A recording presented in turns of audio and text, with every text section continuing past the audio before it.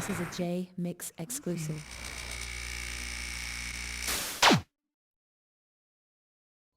It'll take a second for everybody to get on there anyway. Let's see how this works.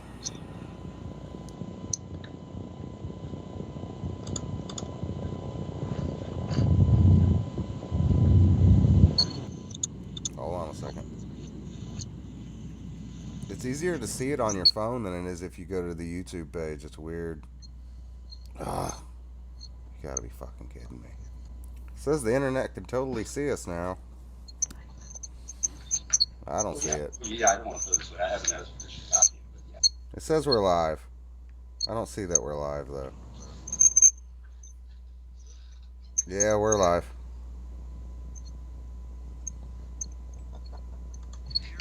So now I guess we'll get the questions. We got thumbs down. Hey, we didn't know we were live, so it's a good thing we didn't have our dicks out, guys. Nice.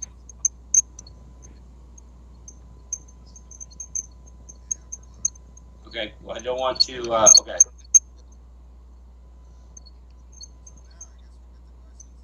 Okay. You had a good question. You want? There was a good question earlier that said about the radios, about the Nextel radios. That if group chat wasn't available in '96, then how did somebody else come across on the phone and say don't talk on the radio? Okay. There's been a couple of different thoughts about this over the last 10 years. Essentially, the movie talks about group talk not being available on the Nextel phones. And that makes sense. The reason that people get it confused is because the way the movie plays it out, it almost comes off like an admonition. When somebody says don't say nothing over the radio, that it comes off like an admonition. It wasn't an admonition. What it was advice. We believe that the voice was David Kenner. That's what Michael Moore's fiance has told us that he told her some years later. We believe that the phone was actually shared because, as you know, Reggie was sharing one with Michael Moore. They were handing phones back and forth, like, for God knows what reason. They couldn't go out and buy more phones. But they were sharing phones, clearly. And we believe that when the person said, got him, and the voice said, don't say nothing over the radio, it was because under the Nextel phones, that would be a chirp or a ping.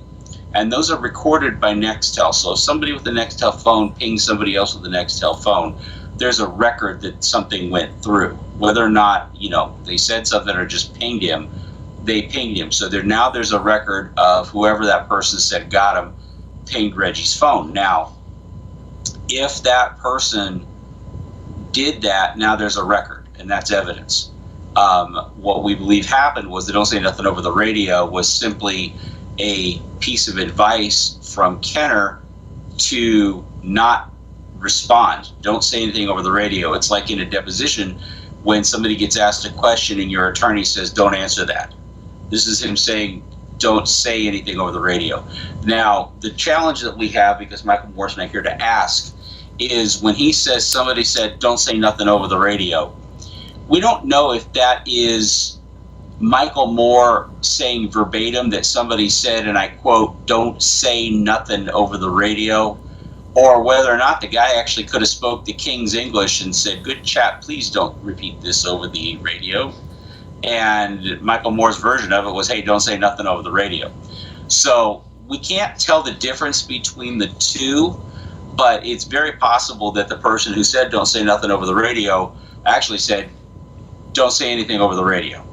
And Michael Moore's interpretation of that was don't say nothing over the radio. So, we believe that it's true that, yes, there was a voice that came on. It was identified as a Caucasian voice, not a homeboy security voice by Michael Moore. Said don't say anything over the radio. Again, Moore told his fiance, according to his fiance, that was David Kenner's voice, and he recognized the voice. He just didn't want to go on camera and say it at that point when he did his interview. So that's kind of how that all ties together, and hope that makes a little more sense. But when I was talking to Jesse, we talked about that there was actually another way that it could be possible, and that was if they were using cloned phones or were all using the same phone account to make those phone calls back and forth. And Jesse, maybe you can explain that a little better than I can.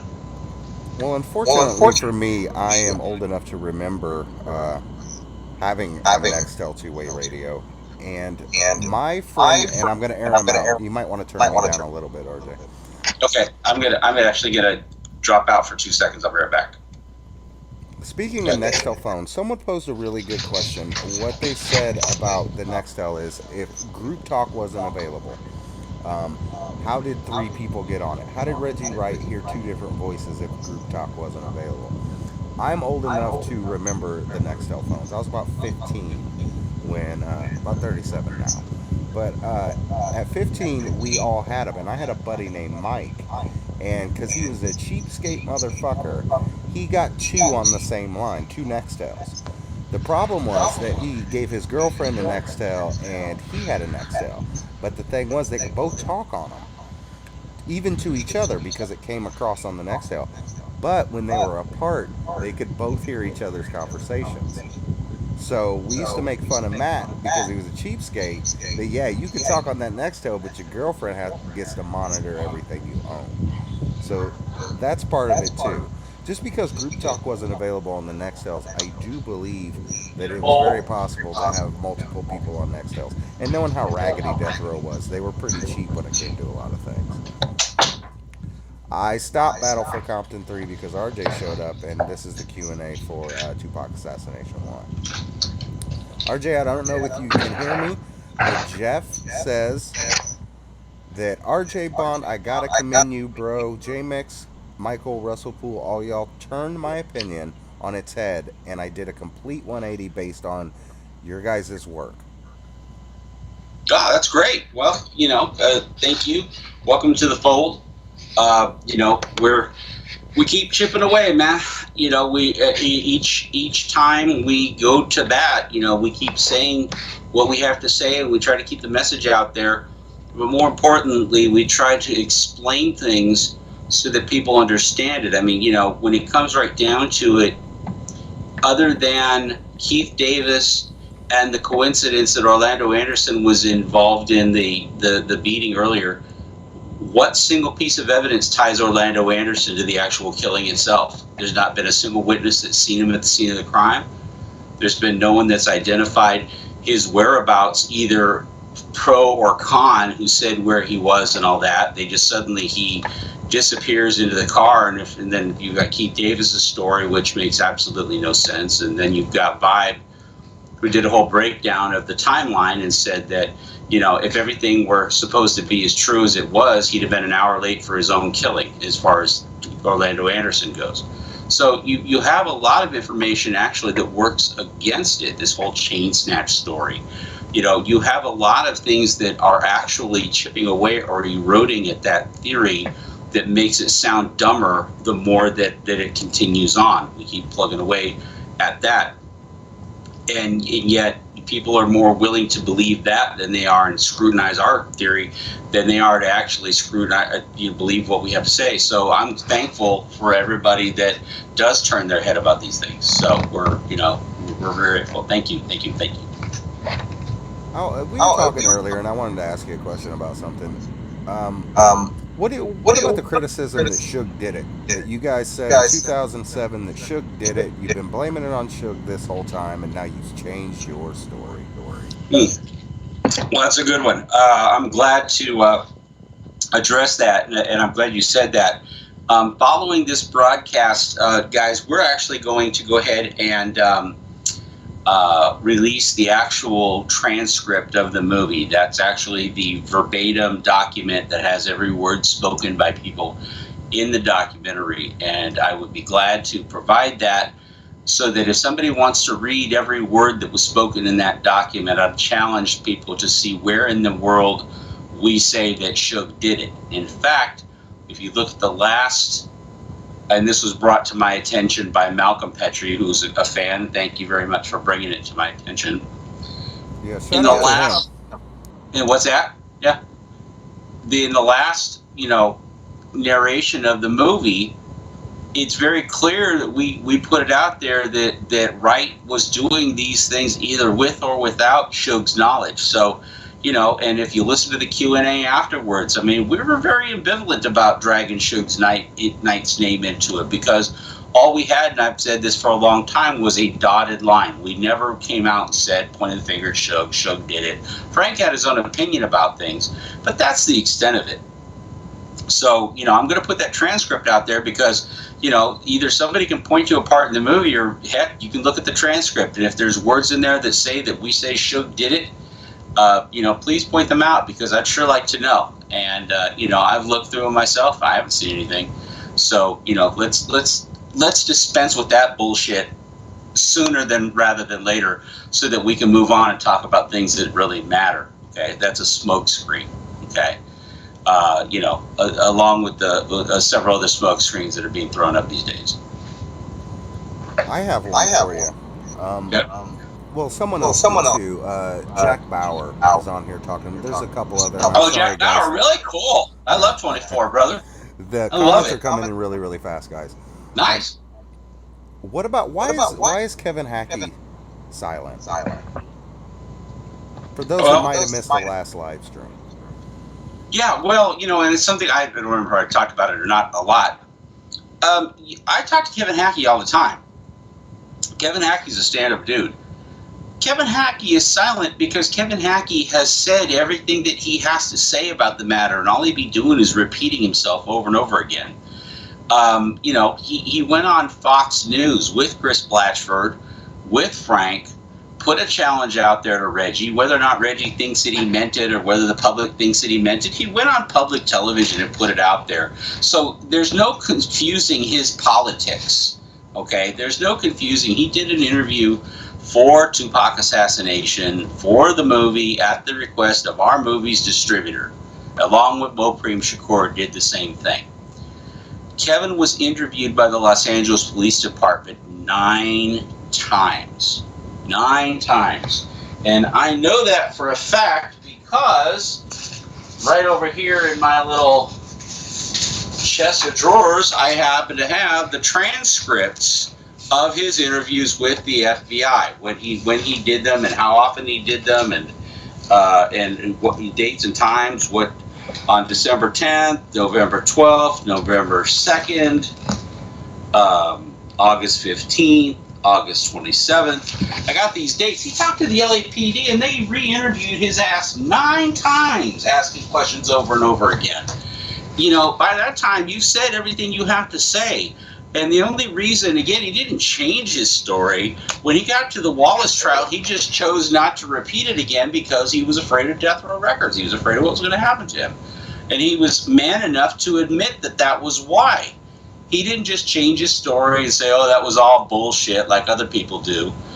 He was a man enough to do that. Now, he's silent now because he said everything he has to say. If you want to know what Kevin Hackie had to say, look at the LAPD transcripts. Look at the transcripts of that. And I think that's part of the reason why he gave us those transcripts, because we have the transcripts and we know what Kevin said. And so, he doesn't need to keep jumping on board about it and repeating himself over and over again. I don't feel the need to do that either. But at the same time, I think that we know that Kevin has not gone back on his word. I get tired of people saying that he was convicted of felonies he was never convicted of. Somebody said he had a felony, a forgery conviction on him or something like that, which is bullshit. And by the way, those of you who want to accuse Kevin Hackie of committing a crime, I'm sorry, what's going on? I'll be right back. I spilled something. Okay, no worries.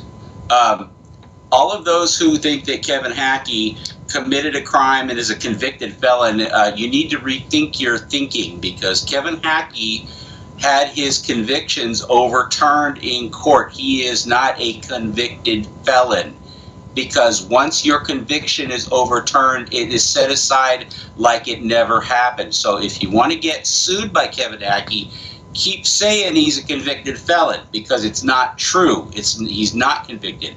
Was he convicted at one time? Yes, but he is not a convicted felon.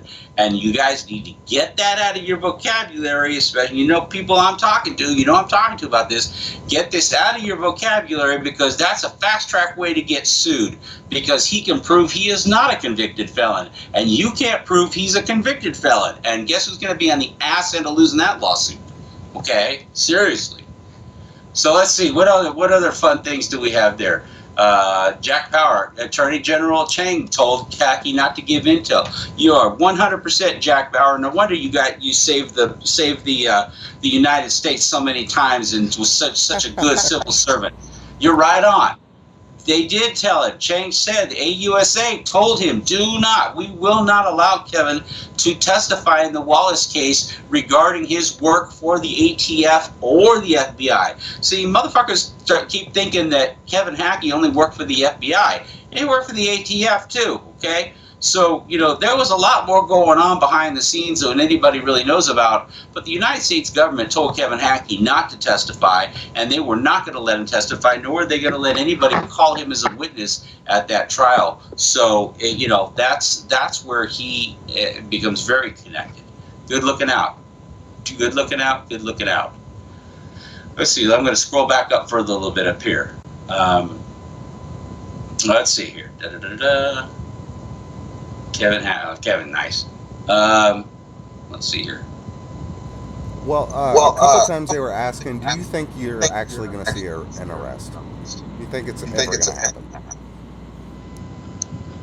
I think it could happen.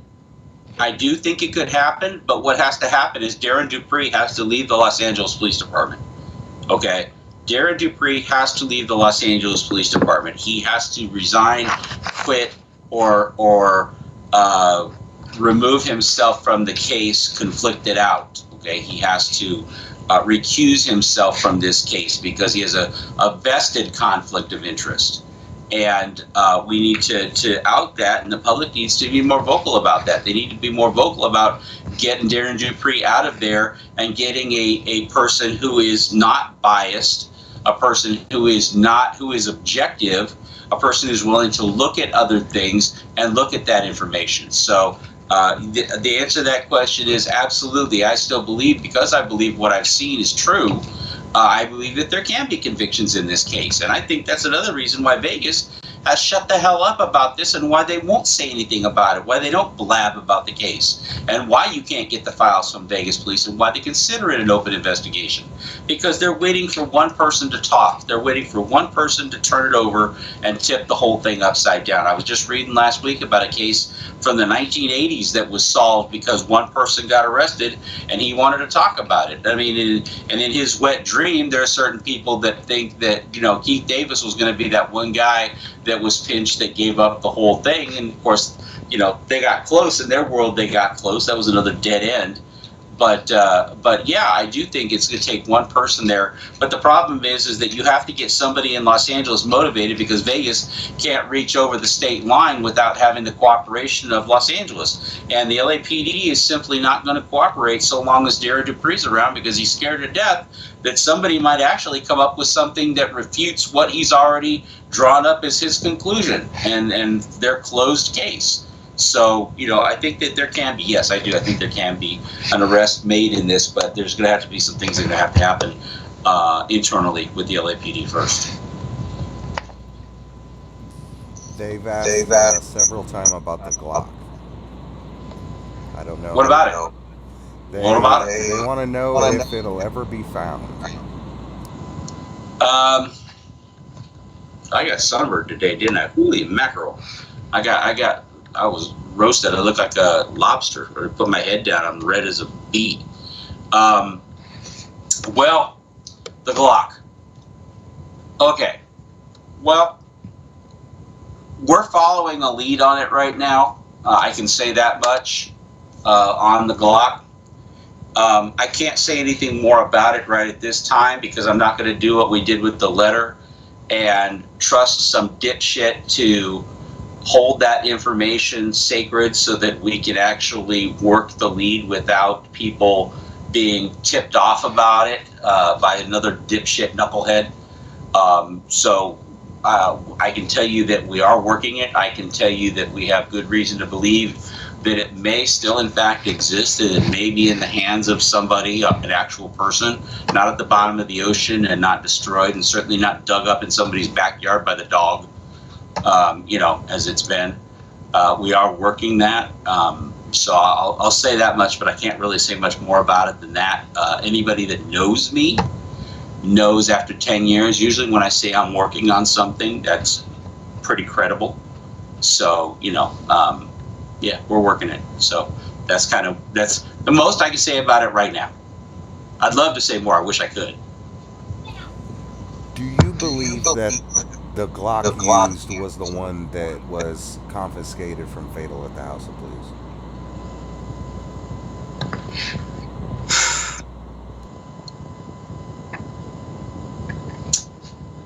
I think there's a good possibility that it was. I can't say that it was for sure. It's as far as I can go with that, because who can? At the end of the day, hundreds and hundreds of guns came out of the Compton evidence locker and were being out on the streets, that were used in crimes, and were confiscated, were ending out on the streets.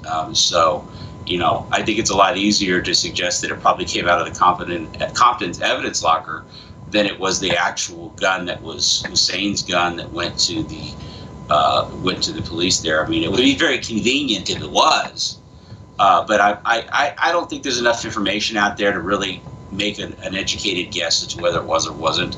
I think Kevin brings up a good point that there was a gun, but that's a Glock is a pretty popular, and especially back in those days, was a pretty popular gun to have.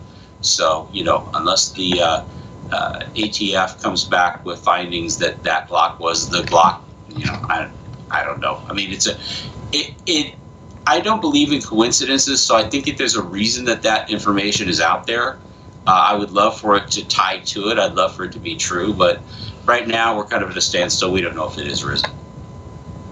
And 713 BNFA, I guess the BNFA stands for big nose fucking asshole, maybe. I don't know.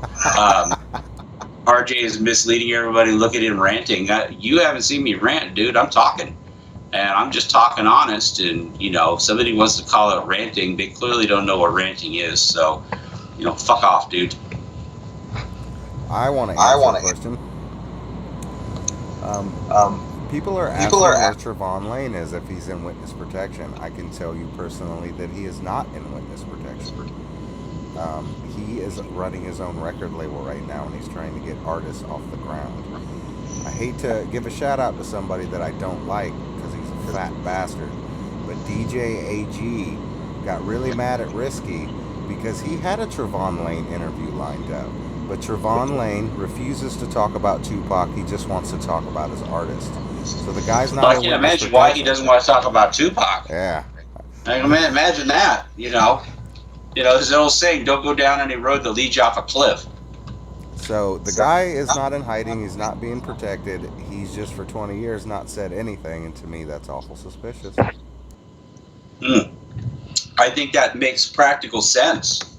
I mean, look what happened with the Pattons when they were asked to say something about it. Okay, best advice you can give to somebody is what an attorney is going to tell them, and they're going to tell them shut the fuck up and don't say anything.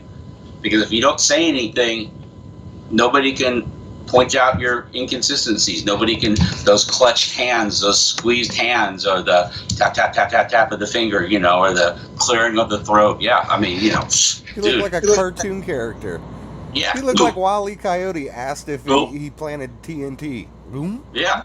Boop. That, so, I mean, you don't give anybody a place to go. You just don't say anything about it. I think that part and parcel was, why Corey Edwards has refused to recant. He said what he had to say, and now he's going to shut up and not say anything more about it.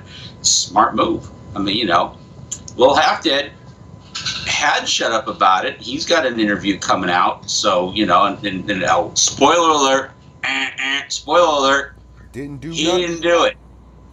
Okay? There's your spoiler alert from the interview. He didn't do it. So, we can some brief commentary on it. Who really expects someone like Sharifa Knight or Little Half Dead to, if they had involvement in it, who expects them to say yes? Who expects anything out of that interview other than I didn't do it? Who's going to be like, you know what, yeah, But, oh I yeah, you murdered him, got please me. arrest me? Yeah, you got me. I was just on my way down to the police station to turn myself in. I just thought I'd call you real quick and let you know I was on my way, right? I don't think so. I don't think so. Let's see. Is there still live streaming? Oh, I guess I went too far. Yes, there's still live streaming. I think so anyway. Let's see here. I got it, but you don't. Go ahead. Why was Reggie's dad at the MGM? Why was Reggie's dad at the MGM? I haven't said Reggie's dad was at the MGM. Omar Bradley said that Reggie Wright Sr. was at the MGM. Michael showed the videotape of that incident to Omar Bradley, the former Compton mayor, who knows Reggie Wright pretty damn well. They worked together every day for years. And Omar Bradley said that was Reggie Wright. Now, was Omar Bradley right? Was he mistaken? I don't know. Maybe he was. But at the end of the day, I haven't said it was Reggie Wright that was there. Again, that's kind of like the Glock. I mean, yeah, how convenient would it be that Reggie Wright standing in the middle of a video in Las Vegas, standing next to Orlando Anderson and walking him out? I mean, it would be great. I mean, I think Michael believes that it is. And again, Michael and I don't always agree on everything. He's the first one to admit that. I'm not saying it's not Reggie Wright there.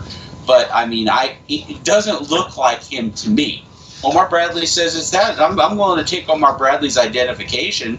It would certainly work in a lineup if he had to go to a lineup and identify him in a lineup. Is a guy who's known Reggie Wright for a long time. And if he says that's Reggie Wright, okay.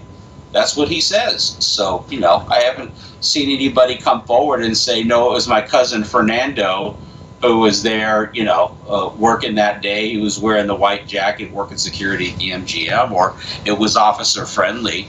I haven't seen anybody say that. So in the absence of that, who knows? Maybe it is. Maybe it is. This is something that I know you know, and people are asking, why doesn't Tupac's sister run the estate? I know these have nothing to do with the movie, but you're just a wealth of knowledge. People don't respect that enough. I'm going to kiss your ass on here. I don't care what anybody says. But Okay. I know you know these things. So all right. Would you care to tell them? What's that? Would you care to explain to them why Tupac's sister doesn't run the estate? Well, Tupac's sister doesn't run the estate because Afeni won't let anybody run the estate except for her. And in all honesty, now Glow, Afeni's sister, actually kind of does run the estate. She is the one who is being listed as the co-producer on the new documentary that the estate is trying to get put out, that they issued the press release about, the Tupac documentary. Gloria Cox is listed as the executive producer. She is working with Tom Wally and represents what certain members of the family, want. I think you've got a dysfunctional family there, and they don't always agree on what each other want to do. I think Glow is one of the most amazing people I've ever met. I think she's fantastic. I love her to death. Love the time that I got to spend with her. Wish I lived closer because we would have become very good friends. But I think there are other members, or immediate and other members of the Shakur family that, don't see eye to eye on daily life stuff. So, if that's going to be fragmented and they can't have a common unified message amongst themselves as a family, maybe Afeni was smart in keeping the estate in the hands of Tom Wally and, avoiding that conflict that can happen with family. I don't get along all the time with my family members, so I can see how that might happen. And keeping the estate, producing money and producing, projects and the things that they do with that, with Tupac's likeness and with his, image and that, with his music. I think that having a person like Tom Wally, who's been in charge of the catalog for years and was actually the one advising Afeni the last couple of years she was alive, I think that that's the right person for the job. Tom's a decent dude. Tom is very litigious. He will protect the estate. He will protect the interest of that. But I think that's part of it. I mean, in all fairness to Glow, I mean, she's never run a record label before. I mean, she's never run a merchandising outfit before, and I'm not sure that she wants to be perfectly honest. And so she would probably go out and hire a Tom Wally to do it otherwise. So I have high hopes. Glow's always had her head screwed on right, and she's a pretty good businesswoman. She's a really common sense type of lady, and I have hopes that if she can work with Tom Wally and the two of them work together, there might be some good stuff coming out of the estate. So I keep my hopes up. Trouble. Let's see. What else?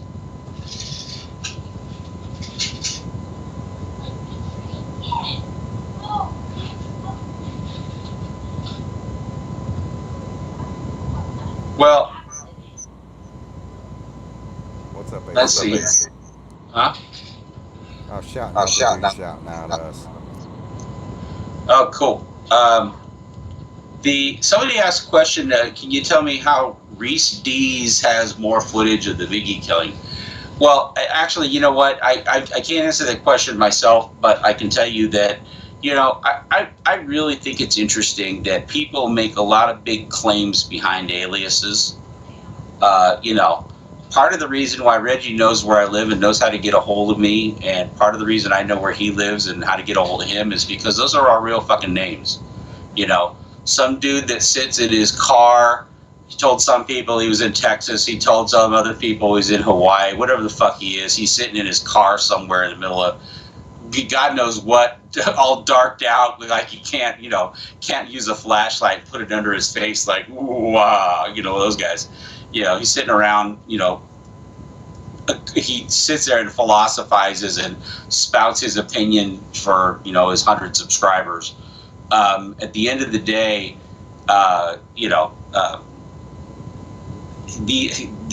this guy has all these opinions, but he uses an alias. So who's going to take anybody serious that hides behind an alias? Okay, it was kind of my problem with Anton Beatty. He hid behind an alias, and it's really easy to take shots at somebody else when you're hiding. But, when that person actually really wants to give his real name and his real location and his real address, where he is, and make himself share what risk there is with everybody else that's doing this, then I'll give some respect to the guy. Maybe I'll treat him a little more credibly than using an alias and sitting in a darkened car where you can't even get a light on yourself. I got a news for you, dude. Open the fucking door. Even the cab light would work and shine light on your ass. So, open the fucking door. Ding, ding, ding, ding. You turn off the dinger, but just open up the fucking door. Or better yet, isn't there a switch on the inside of the car that you can just turn the cab light on? And, so you get a little bit of light on the subject there. But you're sitting in the dark with your, dark, shadowy substance, and maybe people like that because it's moody. It's kind of cool, kind of, CIA spooky kind of thing. Maybe that's what he likes to do. But dude, how does you expect anybody to take you fucking seriously if you're hiding behind an alias? Really? Give it a fuck up.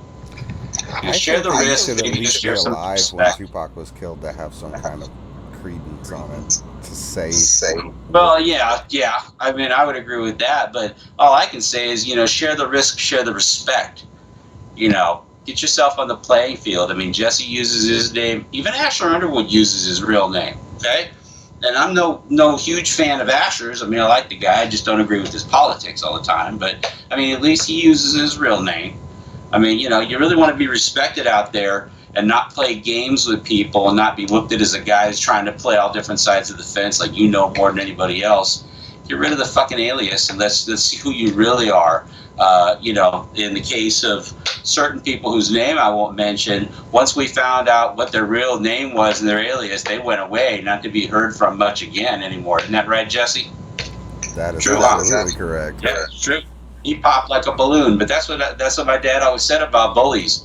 Bullies are bullies until you pop them back, and all of a sudden they go away. So that's the thing. I'm not going to pay the guy any fucking respect. I mean, Like I said, buy a real fucking camera. Stop using your iPhone in the dark in your car. Go inside and turn on the fucking light. I'm out there because I'm trying to.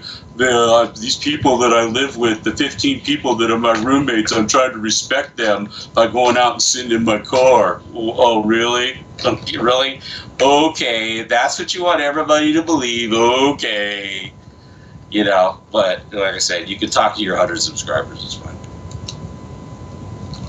Oh my God, it's Armani. You want us to talk about something real? Ask us a real question. We're sitting here for your guys' benefit. And no offense to Wait a minute. everybody. Hold on. Who said what? OMG, it's Armani. Wants us to talk about real shit. What do you want to talk about? Real shit. Well, what do you want to talk about? I don't think anybody's ever accused me of not talking about real shit, dude. Why won't the FBI get involved? I'm sorry, why won't the FBI get involved? Yes. Well, the FBI was involved. Phil Carson was involved. Phil Carson was ready to make arrests, and Phil Carson got told by his bosses, probably Jim Comey, to shut it the fuck down. He was probably told, not to make arrests. He was told not to move forward with it. I mean, the FBI was involved. They were on the side of the corruption. They knew what was happening, and once you get told don't do anything, I mean, I don't know what else to do. I mean, you're the guy who's responsible for a case, and you're told don't do anything with it. You're really kind of stuck because you're there, and as long as you're still going to continue to be there, and they're going to still stick you with that case, the one that you're told not to do anything with, the case isn't going anywhere, and it's not going anywhere, and there's nothing you can do about it. So, I wished I could say that about Darren Dupree. I wish I could say that it was his bosses that told him don't do anything with it. I wished I could do that. My problem is that I have emails from his superiors. I have emails from other investigators at the LAPD that were trying to investigate his ass. They were trying to get search warrants on his ass, and they were told don't do it. So, clearly there was other people that were suspicious of what he was doing, and that's probably based on the fact that he was suspended from the LAPD for illegally accessing people's records and using a cloned burner phone and a lot of stuff that cops do every day, I guess. Not that they don't do. So let's see here. What do we got here? Who do you think got him on the Nextel? That's just opinion. I'd be speculating. If somebody wants me to speculate what my own personal opinion is on it, then they need to say, okay, what's your opinion about it? Because I don't want to state it like it's fact. But I can tell you that I think it was a spotter. And I think that's why they were wrong. I think when they said got him, they didn't really get him. But from the spotter's perspective, from his viewpoint, they did. And the spotter was the one who said it. Maybe it was a little excitement. Maybe they thought that was the thing they wanted to communicate, that they were done doing what they had to do. But I'll say I think it's a spotter. That's my personal opinion. I think I know who the spotter was, but again, it's speculation. I can't prove it yet, but we'll get there. What's my opinion on who said got him? If I had to take a wild stab in the dark, Kevin Gaines.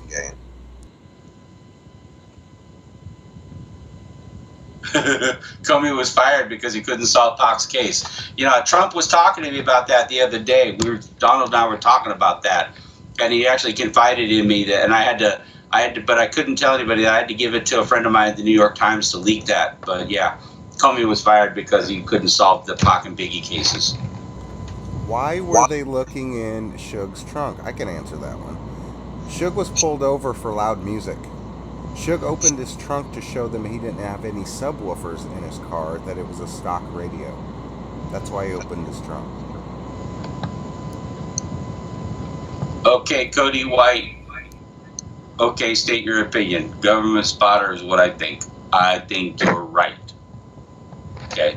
I think that the odds on right now is Kevin Gaines, but there was a lot of people that were there for the LAPD. There was a lot of people there from Compton PD.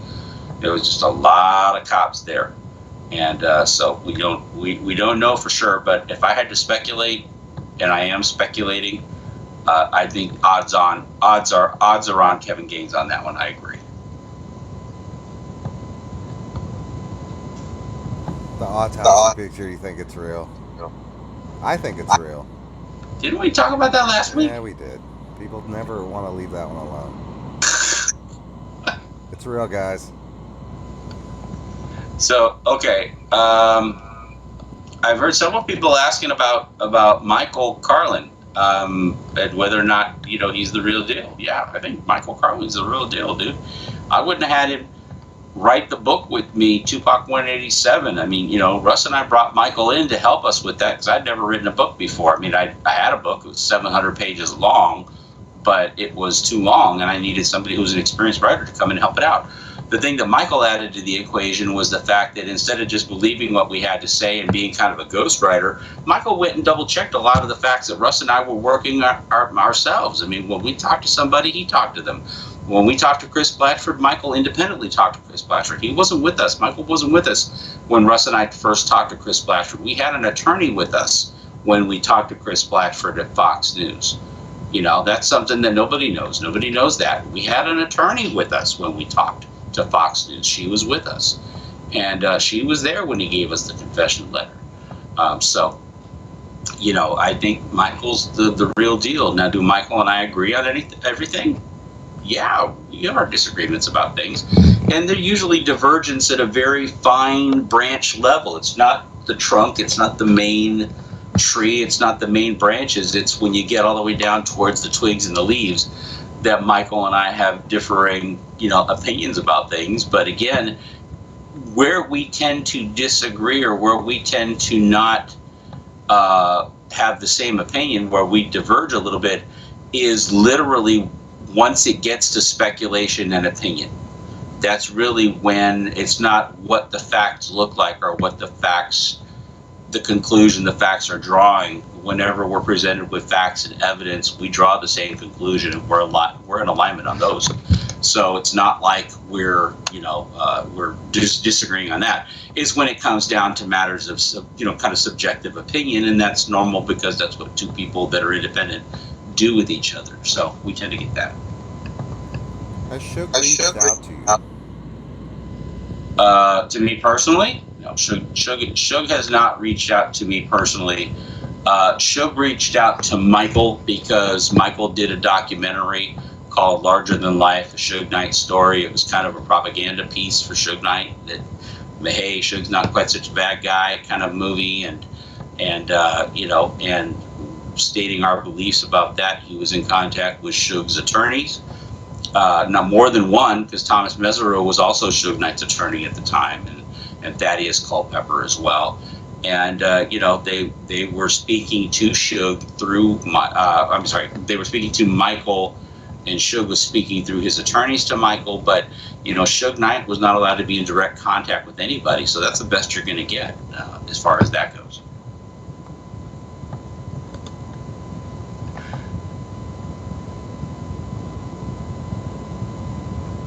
Great question, Jack Bauer hitting it again. How did Frank Liga get away with killing Kevin Gaines? Good question. Frank Liga got away with a lot of stuff. If you listen to Frank Liga tell the story himself, he got away with a lot of stuff.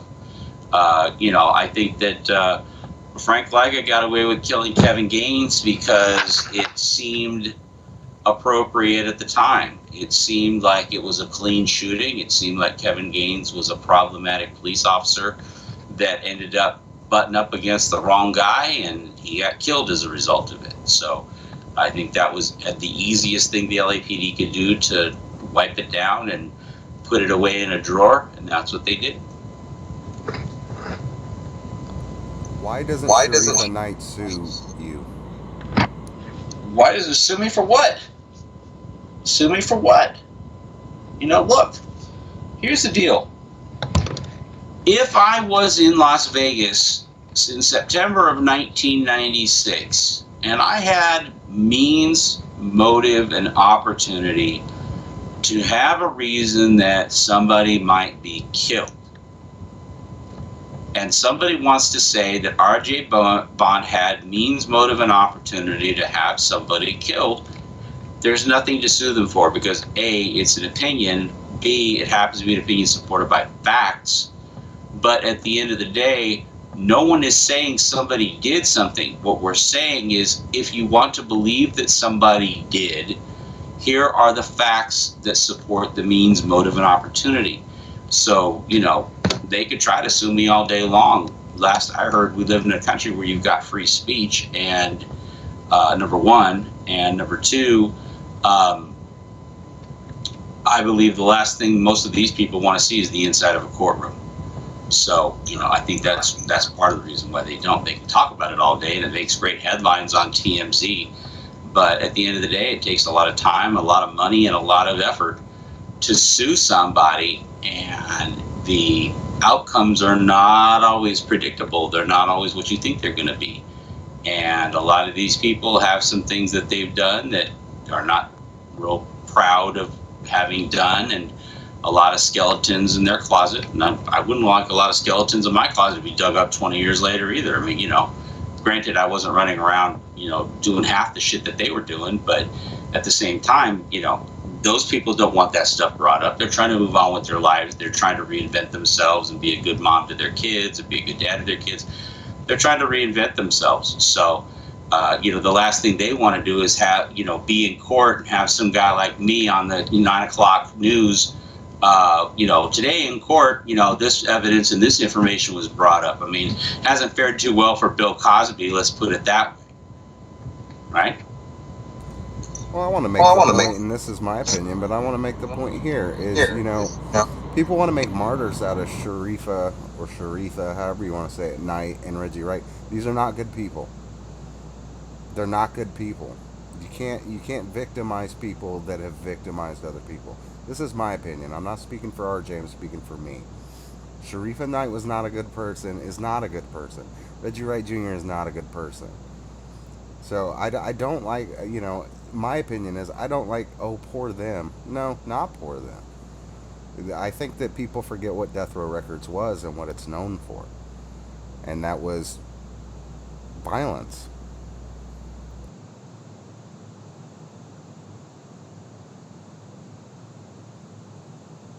Sorry, I had to turn my microphone back on again. Okay. Pyru619, RJ Bond Jmix, please ask him, does he think Snoop Dogg and Kevin Hackie knows what's up? Yes. I think they both know what's up. And I think they both know what happened. And I think they both know why. One's talking about it, one's done 9 interviews about it, the other one ain't said shit. So, yeah, I think they both know what's up. Let's see. Let's see.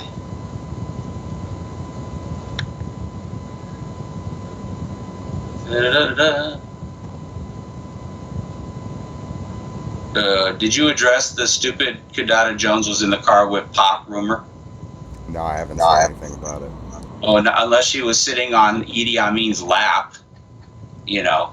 I mean, or sitting on Tupac's lap. Listen, that car had Suge Knight and Tupac Shakur in it. Kidada Jones was not in that car. Period.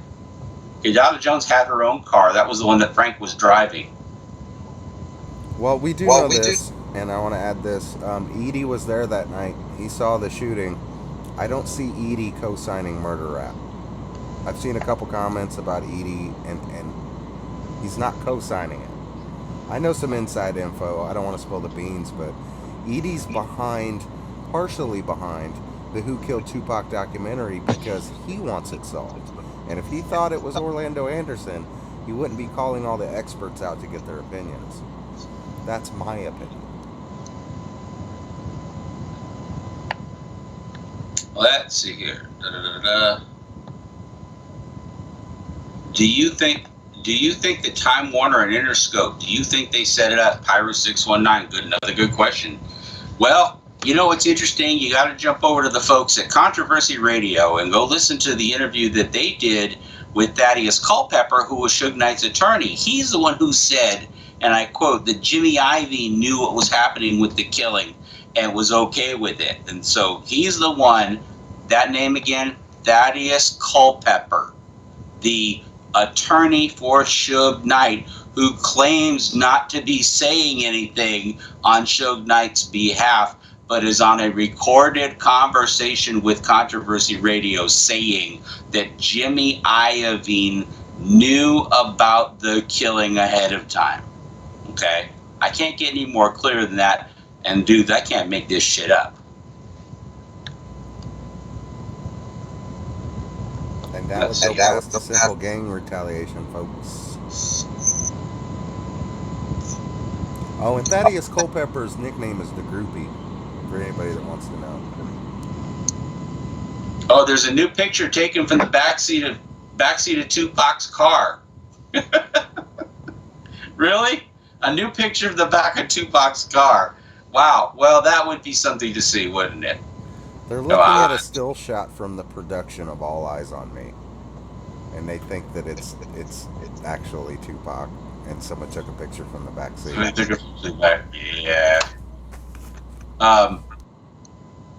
Let's see. RJ, Jmix, y'all not afraid for digging into this case? No.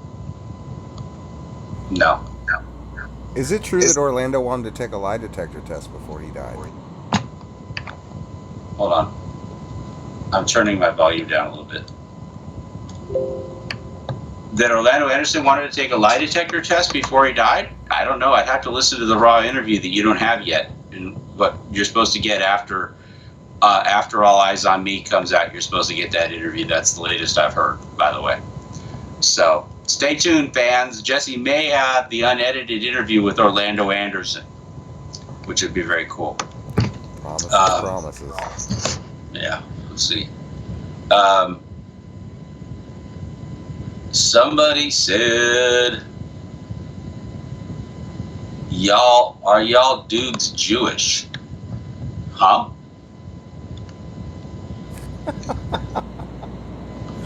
I love these questions. Somebody called me though. I got a call when they started screening part 3. I got a call. Somebody said he killed Tupac. He wanted to turn himself in. He's in New York. Wants to turn himself in. So that was exciting. Let's see. Can you interview Kevin Hackie, or is he Reggie's buddy now? Trust me on this one. He is not Reggie's buddy.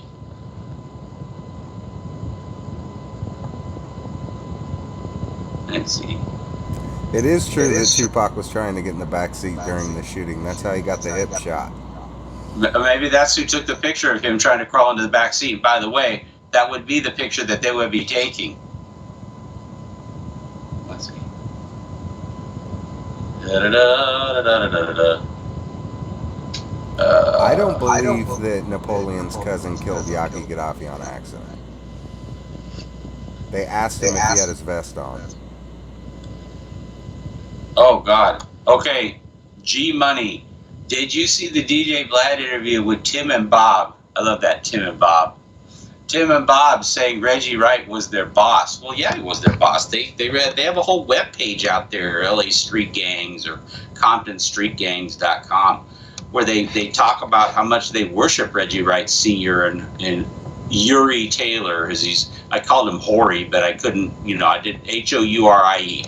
I pronounced it Horie Taylor, but it's supposed to be Uri Taylor. It's how Kevin told me that's how it's pronounced, Uri Taylor. And that these guys worship, Reggie Wright and Uri Taylor, and so, they are that way. And I actually did I didn't watch the whole thing because I've kind of frankly heard it all before, and all I do is take the pulse to see if the body has actually moved. I heard that what they do is they tie a bell around the big toe of a cadaver to see if it's really dead or if it's actually somebody who's alive and just looks dead. It's kind of the way their story is. I put a bell around it from time to time to see if it actually shows signs of life. And of course, the story is just as dead as it's been for the last 10 years minimum. And we did a pretty good job of just breaking the shit out of that in Assassination 3. So, and the thing about it is you got to go back and look at it again because, oh my God, these guys wrote in their book that Travon Lane admitted that he never lost the chain at the Lakewood Mall, that he never actually had the chain taken from him. And they put that in their book, and then they do the interview with DJ Vlad, and here's Bobby Lab, blah, blah, blah, blah. Oh, that chain was stolen. The most important thing you got to remember was that chain was stolen. Well, dude, you don't read your own fucking book, man. Nobody You know? can get that story right. Kurt What's Cobain that? told me nobody can get the chain snatch right. Because it didn't happen. That's why they can't get the fucking story right. Because it's like, get 5 people to try to make up a story and see how many of them tell the same story. If you're making shit up, everybody's going to make something up different. Even if you try to give them like, okay, I want you to tell a story about a bear in the woods eating macaroni and cheese. You're going to come up with 15 different stories about that fucking bear eating macaroni and cheese in the woods. None of them are going to be right. None of them are going to be the same story. That's what you get with this story. When you make shit up, people make different shit up. Okay? And they've tried really hard to keep that story straight, but it hasn't been. Jack Bauer's coming with some heat. I'm starting to think he's our opposition. But good question, Jack. Jack asks, is there any proof of the gang summit at Balboa Park in which the shooters were recruited by Reggie Wright Jr.?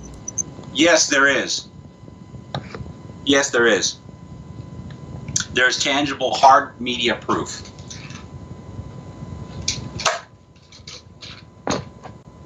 That's it. That's the answer to the question. Ask a question, get an answer. Yes, there is. Let's see.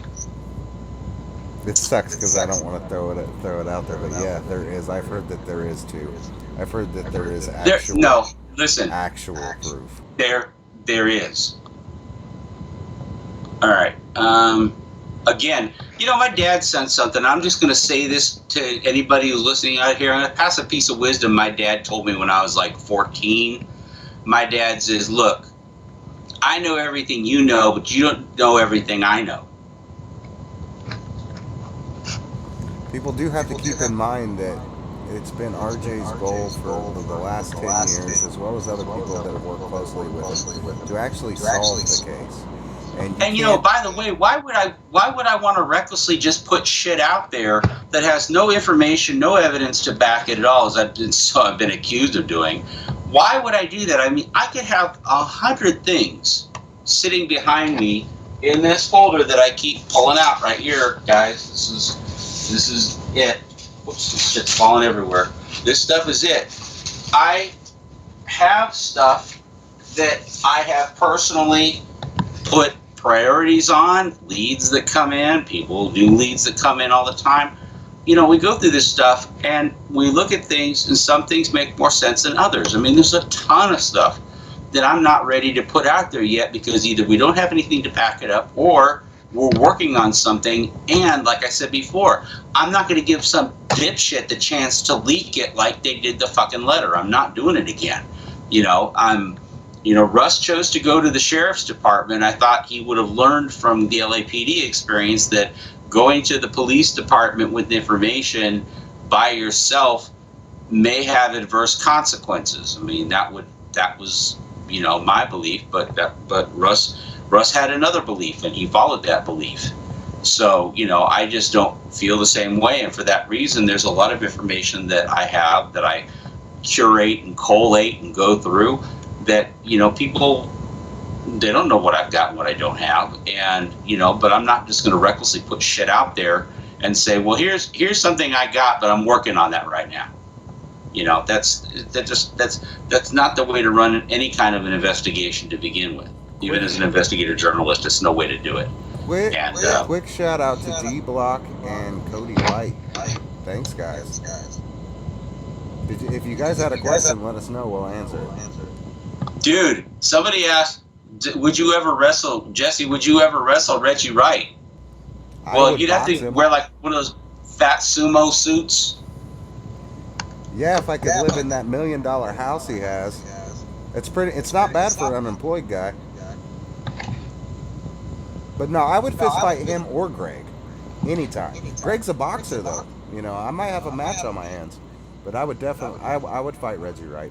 Actually, I didn't attempt to go to the premiere of All Eyes on Me because I figured me and Daz were gonna fight, and I just didn't want that. I didn't want to create a fucking disaster there. It's a true story. All right, so let's see here. Didn't the Compton police raid Orlando Anderson and find guns? Well, which time? I mean, they kind of did a few raids, it sounds like to me. They did find things at Orlando Anderson's house, or at least the house that they claim he was staying at. He was staying at like 3 or 4 places at a time. It's pretty common knowledge.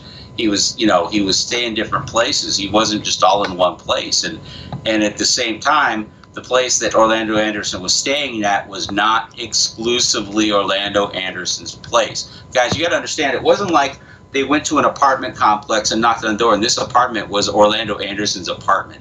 These are groups of guys that live together at a house, and sometimes the guy would live there. It was somebody else's house, and a bunch of guys would crash there, or they'd go someplace else, and they'd crash someplace else, or they'd go to their girlfriend's house, and they would crash there. This wasn't like this guy had a lease on an apartment down on, Century Boulevard, and they knocked on the door, and this apartment was registered to Orlando Anderson, and this is the house they raided, and they found all this shit. I wish it were that clean. It's not. That's just the gang culture. These guys live here and live there. It's kind of nomadic. It's not, they don't have a lot of anchors where they're at. They're tied to their neighborhood, but even some of the guys floated back and forth between like the Rolling 20s and Compton Crips. And wherever they'd move, they take their affiliations with them. So, to say that it was Orlando Anderson's place, I mean, the only person that said it was Orlando Anderson's place was Tim Brennan, and I think even he admitted that Orlando Anderson had a couple of different places that he lived. So it wasn't just Orlando Anderson's place, and Orlando Anderson lived with other people that lived there as well. So when you find guns, does that make them Orlando Anderson's guns? Does that make it, they found a death row chain. Does that make it Orlando Anderson's chain? I mean, that's the kind of slipshod police work that goes on, where, they just kind of leave it out there for you to try to put 2 and 2 together and just trust that that's what they're telling you. But when you look past it, you scrape past the veneer a little bit, there's a little more to it they're not admitting. So, that's that. I got a couple I want to address real quick. Okay. What do I think about Daz? Daz is a very passionate dude. I don't have a lot of beef with Daz.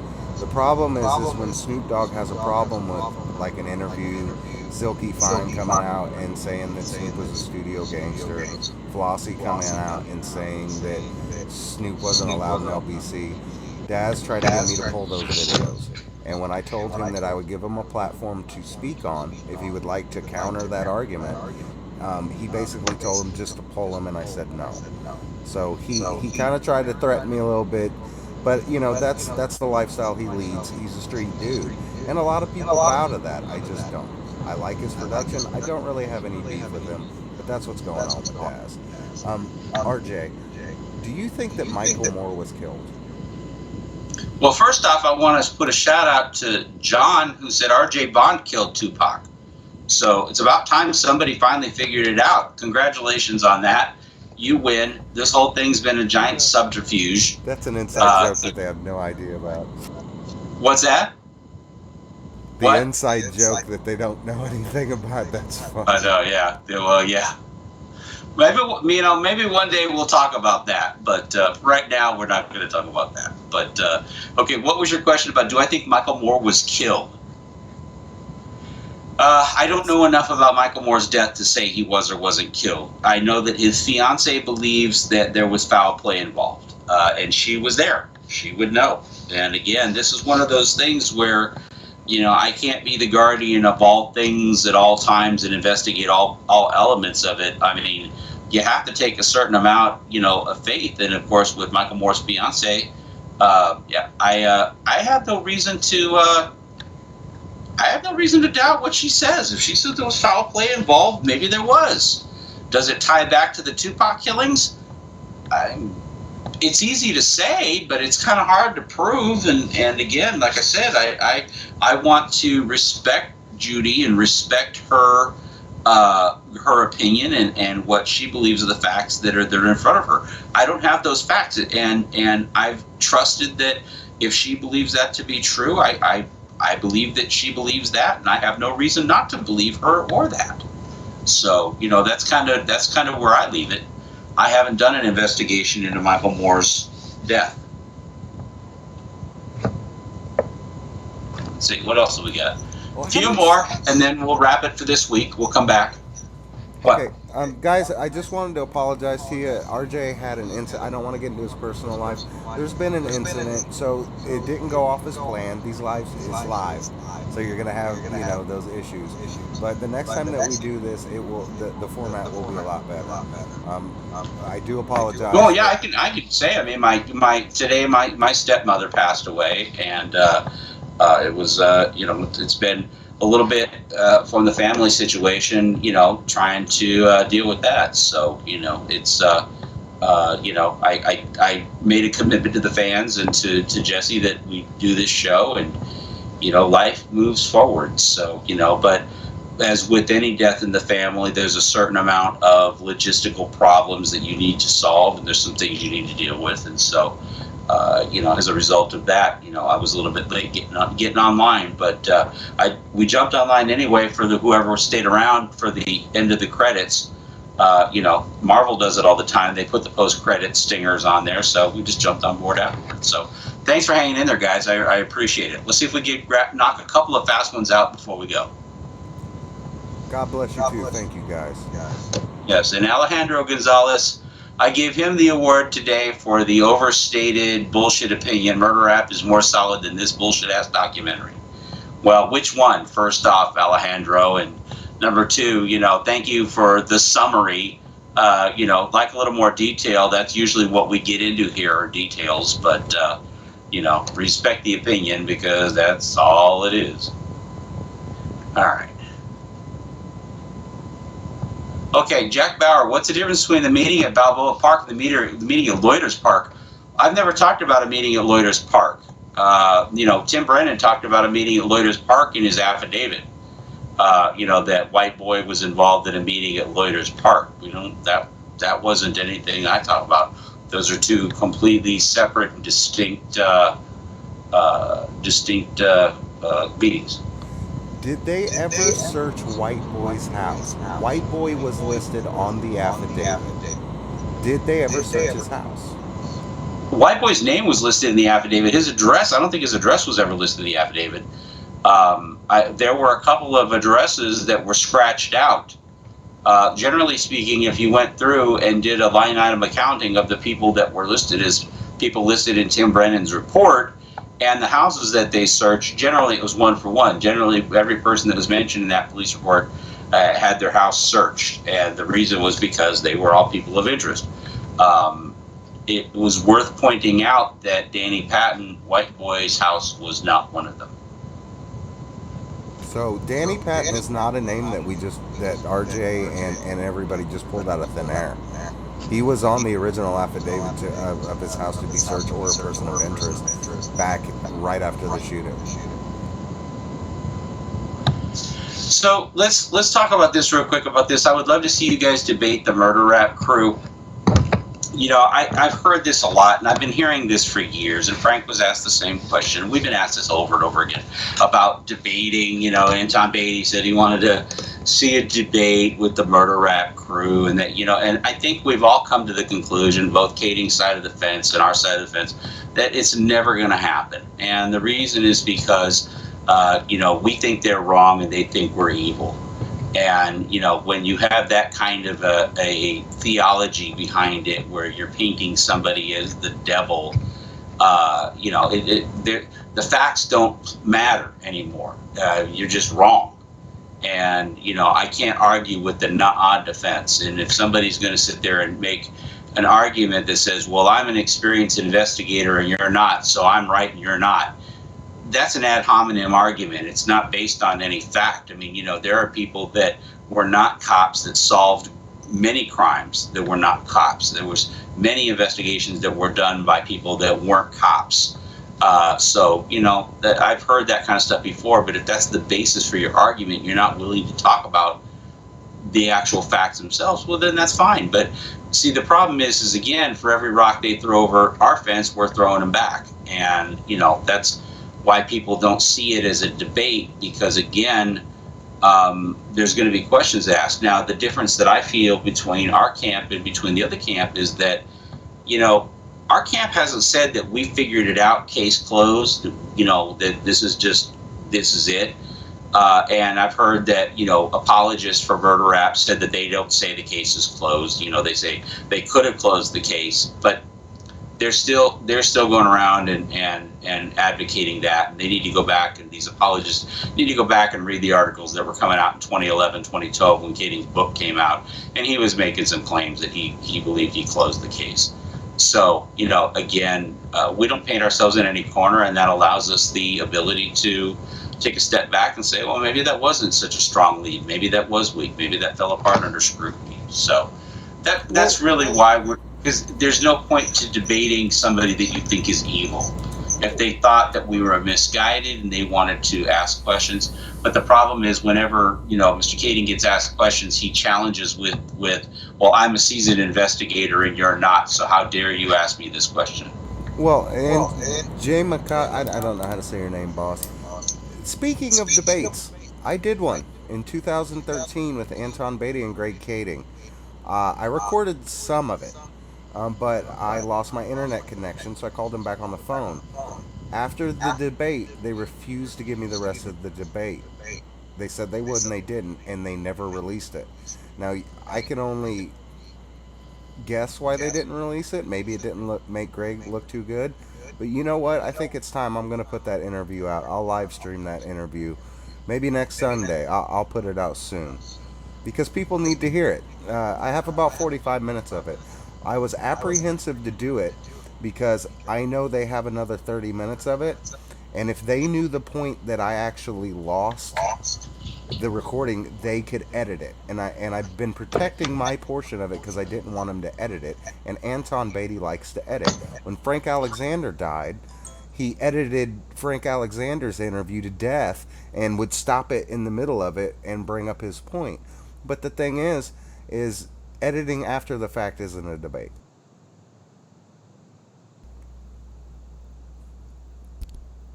So no, I'm speaking with my producer back here. So hang on a second. As soon as we're doing that, sorry, just getting some good feedback here. By the way, thank you. The funniest comment of the day came from El Mero Radio. They get it. You guys are full of shit. Okay, so we're not full of shit, but we are full of shit. I guess that's even worse than being full of shit. We're not only full of shit, but we're fools. So we are full of shit. That was today. That was the funny one. Let's see. By the way, guys, thank you so much for sending out the best wishes and the good wishes. That means a lot. I know at the end of the day, we're all trying to work together on the same side of the fence, trying to figure this thing out. And at the end, it is about people. But we're talking about a 20-year-old murder investigation. I mean, Tupac's life mattered. My stepmom's life mattered. Jesse's life mattered. Frank's life matters. Everybody's lives matter. And I think that that's really what it's about at the end of the day, is this forum of respect. And I'll keep doing these things because that's what I see from the people that we talk to, is I see respect. And as long as that continues, we'll talk about this stuff all day long. Do you got time for two more? Because Mike is moderating right now, and he's always been a supporter, and I want to make sure we get his question. He says, Good. What do you think about all the people that are now all of a sudden coming out of the woodwork ready to talk about Tupac now that the biopic is out, but they were quiet before the announcement? Do you have an opinion on those people? Well, I kind of talked about it a little bit last week. I think that there's a lot of people that have stories to tell about Tupac, and they just haven't seen the right opportunity to do so. I think some are trying to capitalize on it. I think that people have a variety of motives. But what I think a lot of these people have in common is that most of these people, there are some people like Layla and Tracy and that, that really do want to lend their voice to, anything that might help forward the investigation. But to be perfectly honest with you, all of these people that claim to love Tupac, claim to love him, I don't see them turning over any rocks trying to figure out who did it and why, and in the hopes that it may not happen again. I think that if more people had been a little more vocal right after Tupac's killing, maybe Biggie's killing wouldn't have gotten the way it did. I think that those people, the people that were behind it, they preyed on the silence. They preyed on people to shut up and not say anything about it, and that allowed them to maneuver freely. And that's what I believe. But I think that there's a lot more people talking, and that's good, because the more people that talk about these things and talk about Tupac, the more that they say things that we can use to help make sense of certain things. The whole MGM, the beating at the MGM. Made a lot more sense when they started talking about Tupac and Tupac's hair trigger temper, and the fact that he would get in fights with people and that he would rush people, but then he'd back off and let everybody else finish the fight. Had we not had those stories come out and people actually tell those stories, we wouldn't have known that that was typical behavior for him, and based on that, what happened at the MGM wasn't really all that unusual. So, what else you got? They want to know what you think about Half Dead's album cover. I think it's an abomination.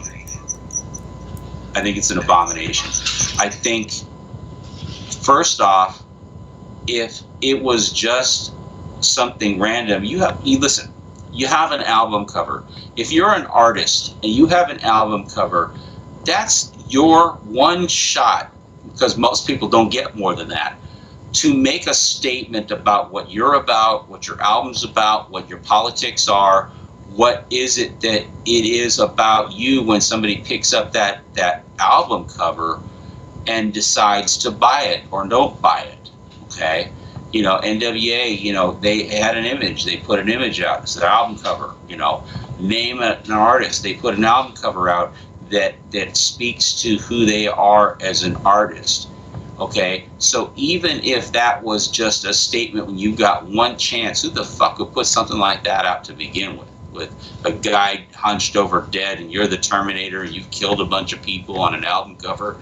That's the image you want to put out about yourself publicly? Why?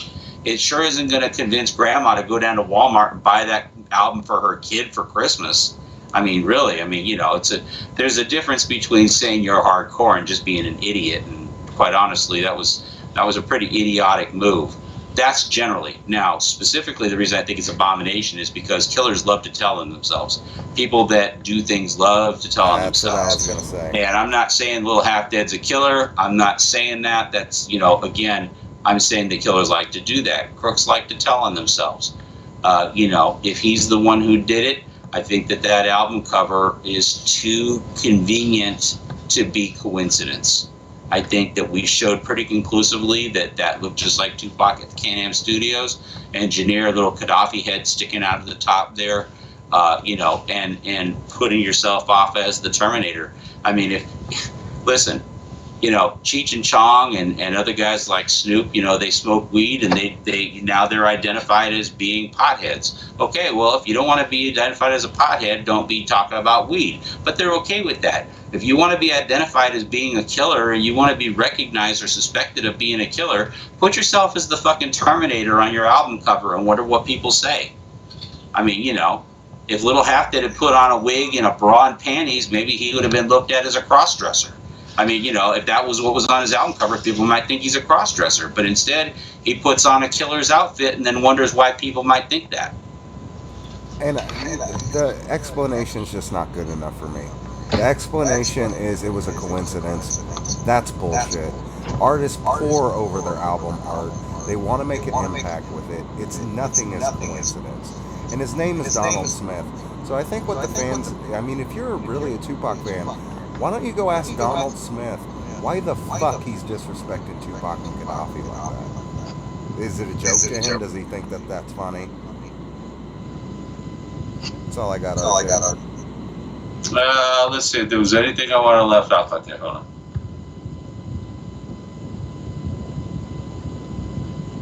Well, Little Half Dead is being interviewed. I can't say under what circumstances or who interviewed him. It wasn't Greg Kading that interviewed him, but like he did the patents. But Little Half Dead did get interviewed. So eventually you'll have to hear what Little Half Dead said. Spoiler alert, he didn't do it. Okay, so here's the final question. RJ, do you think Russia has files on the Tupac and Biggie murders? Well, it's funny because Putin and I were talking the other day after I was done with my call with Trump, and I called old Vlad up on the phone, and well, by the way, Putin's first name is Vladimir. I wonder if Vlad TV is actually Putin TV. I don't know. Maybe it's Vladimir Putin. I need my tinfoil hat for this one. Yeah. But anyway, long story short is no. I does Russia have files on the Tupac and Biggie murders? I don't know. If they downloaded them from the website Scribe ID, where I put up all the shit that we did, then they do.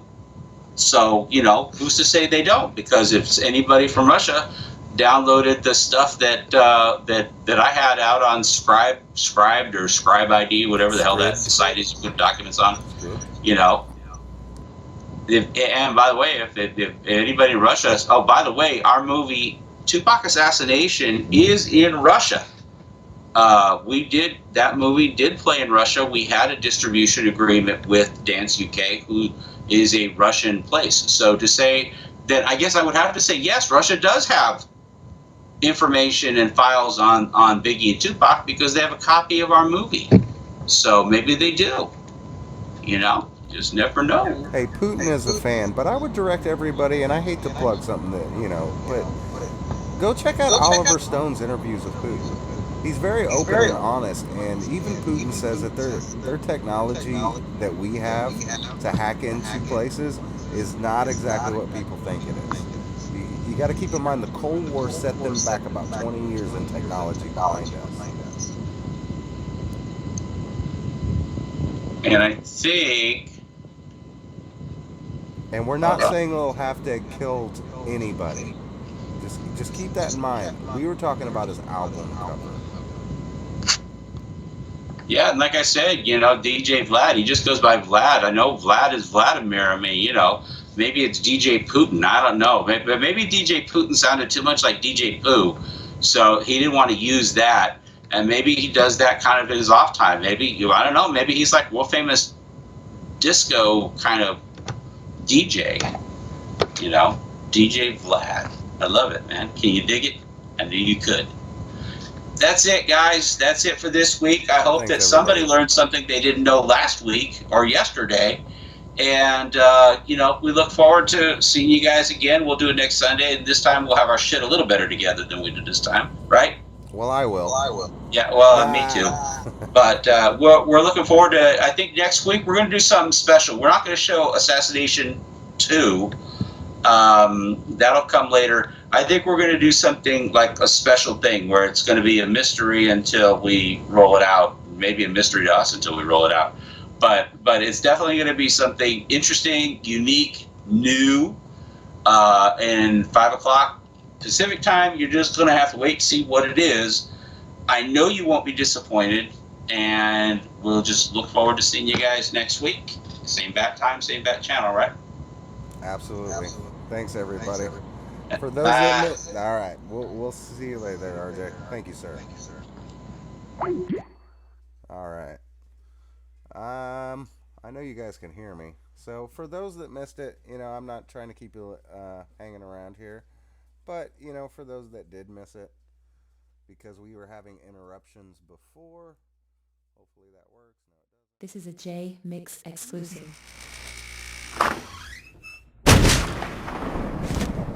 What up, shut up?